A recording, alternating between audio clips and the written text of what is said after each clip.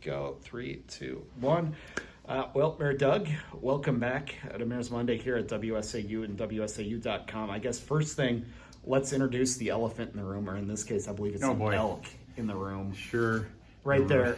You have a new coworker. Could you please introduce everybody to your new coworker? This is, I've joined the Elks Club. Yeah. Actually, I would be inducted soon. Yes. And I felt that was appropriate to bring an elk in, put it on the wall. So it'll be right over your head. There's a hole already there. We have maintenance coming up, and we'll be ready to rock. I've got a few more mounts coming in. Mm-hmm. You know, we were a little sparse after we painted, but we're trying to make it a Northern Wisconsin executive office. Yeah, Mary Katie had all of her just random stuff. Mayor Milky had the football helmets and other memorabilia. So yeah, you're finding a way to make this office your own. You're going to be here every day for 3 years yet, so you just as well, right? That's the plan, man. Yeah, absolutely. I like it. I like it. Again, some of the best Philly cheesesteak sandwiches I've ever had were made with elk meat. So if you're lucky enough to down one of those, you are eating good for a while. And it gives me some hangers for the Wisconsin Conquerors. Exactly. You got stuff to hang things on. Exactly. I understand you've got another deer that's probably going to be going up right over your desk too, as well. Yes. So we've got a couple of mounts. Yeah. I have a bear coming in as well, and I was hoping he'd be right behind your chair. But, that one it takes a little time. So yeah, working on it. Yeah, and absolutely. So good luck to all developers that are going to come in here and try to get what they want out of the city of Wausau, because you're going to have a bear and a mean-looking elk right there. Little museum. Yes. Yeah, that's just intimidation, right? To get your terms. A lot of these guys are hunters. We're user friendly. Exactly. Speaking of which, I did get a chance to kind of talk to Economic Development Director Pfeifrick a little bit this week. I know he had a chance to go and kind of tour a few of those apartment projects that are in progress right now. Have you had the chance to get that same tour? What's been your impression so far? Yeah, so Randy took a trip over there with the inspector when they did some of their routine stuff, and I walk by there once a week to get a look at it. We have the time-lapse camera up on top that you can also see. It's ahead of schedule. It was the last report. They could be looking at November that we'll have this ready to start leasing out. So a lot of buzz around town about, especially downtown, what that's going to add. We had our Wausau River District board meeting this morning, and one of those topics was driving more pedestrian traffic, more people living in that downtown area. We had a goal a number of years ago for really increasing that density. I think we wanted 15% of the city living within a certain block radius. I don't know that Wausau will ever get there because we're not really that kind of town, but we're going to make it a destination place and a desirable neighborhood. Maybe that's a better way to put it. It's not just a downtown, it's a neighborhood, because you'll have people living there, hanging out with neighbors, and have a lot of things to do. And I know as far as the Foundry on 3rd goes, from what I understand, managers say that the interest is there from not only the people that want to live there. The wait list is actually already posted, so you can get on that, but from the businesses. And both of those are important, obviously, but the businesses, to get those first floor storefronts filled in, has got to be something that the city really wants to see done, and done quickly, especially with the hype around this project. Sure. I'm aware of at least one, and I'm not aware of the residential side of it. I wanted to take a look at it myself. I do know some people who are reportedly on the list. Are you on the list? I am not on the list. Well, no. Let's get on the list. You don't have being on the list doesn't mean you have to take it. So, but, it gives you the option. Gives you the option. I mean, I like to be within walking distance of my office. So hey, there you go. That would be perfect. But covered parking, that's my thing. I want covered parking. Indeed. And that was obviously one thing that was discussed last week at Economic Development. You're still working out parking agreements and things like that, but good to hear that they're not only on track, but they're a bit ahead of schedule. And then the other project across the river from that as well, the Gorman and Company housing. Again, I drive by that every day on my way into work, and it is just amazing. You go 2 or 3 days missing you're going to miss a lot because that next level could be already in progress. You know, that's kind of a variation of making hay while the sun shines. They were able to beat the frost, get some of that cement work done, the foundations in, and as long as it's decent enough weather to get out there and work, they're working. So it's impressive to see. You know, time is money. The faster they get that up, the quicker they can start placing residents and turning, you know, rents into living spaces. Yeah, absolutely. So it's great to see that those projects are on track. And of course, you said beating kind of the frost. Well, the frost, and for a second year in a row, we don't really have a whole lot to report on in that area. How has the city been handling the relatively snow-free winter so far? I assume again the snow removal budget is as it was last year at this time is looking healthy. Snow removal budget. So we made a good bet on shifting some of that money last year, so we didn't have to spend it. The flip side to that, though, Mike, is we've had a couple of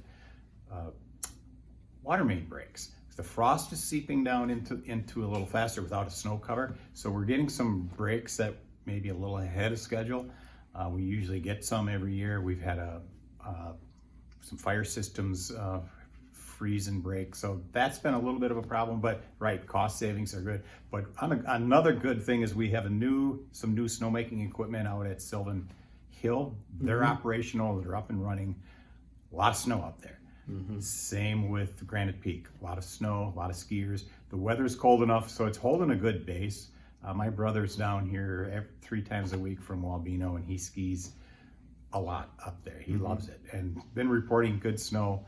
And I can see it. You know, you can see it from right over here. I hope we get the word out so people don't look out and say, "Hey, we don't have snow."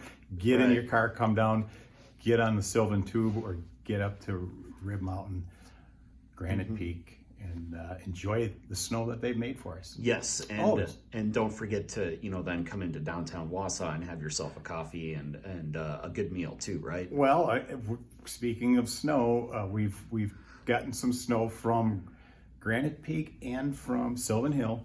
They make snow, and we're putting it on the 400 block so we can get the ice skate rink going. So that ice skating rink will be out on the 400 block, open here in a few days. The 18th, which is next weekend, we'll have the Winterfest on the 400 block. What they can do and what they can expect with the snow we have and how much they can bring in, we'll have to see. But they're trying to make something out of that as we speak.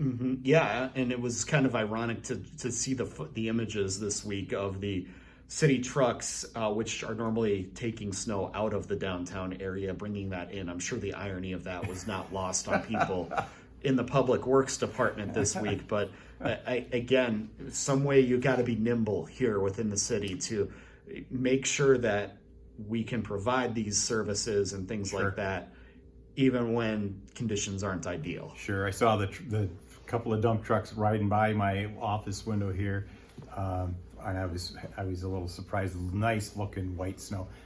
We have a lot of snow yet where we do the snow removal and it's piled up, but it's kind of dirty, nasty. So it was great and gracious of the Parks Department and Sylvan Hill to be able to donate some snow, because that takes time and effort to make. So that was a good thing. Indeed. And as we look forward to 2025, I mean, what development in the city right now is something that's maybe on the plate right now? You can't exactly name names or anything like that, but what should we be looking for as we head into summer? Well, I can tell you one thing we're looking for, kind of a smaller item, is we're looking for somebody to come over and take over the concession stand where the old Bricks was. So if you know anyone there, we've sent out a bunch of letters. We've got an RFP out on the street. So we've got some ideas on shaved ice, popcorn, push-ups, anything that can fit in that little stand. Let's get some ideas. There's an RFP out there, and that is open till the end of the week or next week. And what else, Mike? I think we have. I think I'm gonna declare this 2025. This is kind of a corny thing, but the 6-day rule. For 25, the council is looking at implementing some new meeting software. So we'll have, and this is maybe a boring topic, but it may not be so much for the journalist types, because you want to see those agendas You published. are speaking my language right now. Caitlin is working on and has already set guidelines, timelines, tasks for the directors to get the agenda items in and packet items in by a certain time and date. And then the Wednesday before, she has a draft for me. We go through it with directors. I sign off on it. It's published, and I think we have seen a great improvement, and I'm hoping that we don't go back to publishing these on Friday for a Tuesday meeting or Monday for a Tuesday meeting. We want to get that out open and transparent. So not only does it give alders the chance to be brushed up on everything before they get there, but it's the press and the public that needs to know. So I think that's positive. Isn't going to cost very much, but once we start running more efficiently, it does help the whole system. Absolutely. And one more thing, then you are also looking for an HR director as well. James has left the building. Of course, being a Memphis native like he is, he'll appreciate that. But you're looking for somebody to fill that role right now as well. So we have a posting out through February 7th on the HR director, and there's multiple posts out there on multiple platforms. His last day is tomorrow, so if you're actually Friday, so you're in the area. Yeah. Swing by and see him. I'll be meeting with him, just do a handoff, and I'll be taking over most of those duties in the interim. And we're looking to fill that fairly quickly. But otherwise, I think I mentioned last time, a lot of the heavy lifting is done, 3 union contracts done.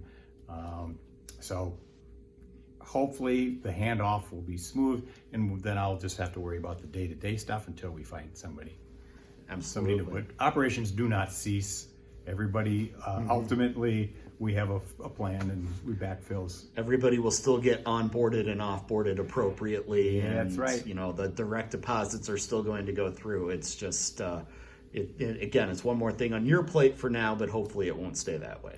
Right. Well, hopefully we get a good handoff. I'm going to probably go have a sandwich with him tomorrow before he punches out for his last day, and we'll see where all the projects are.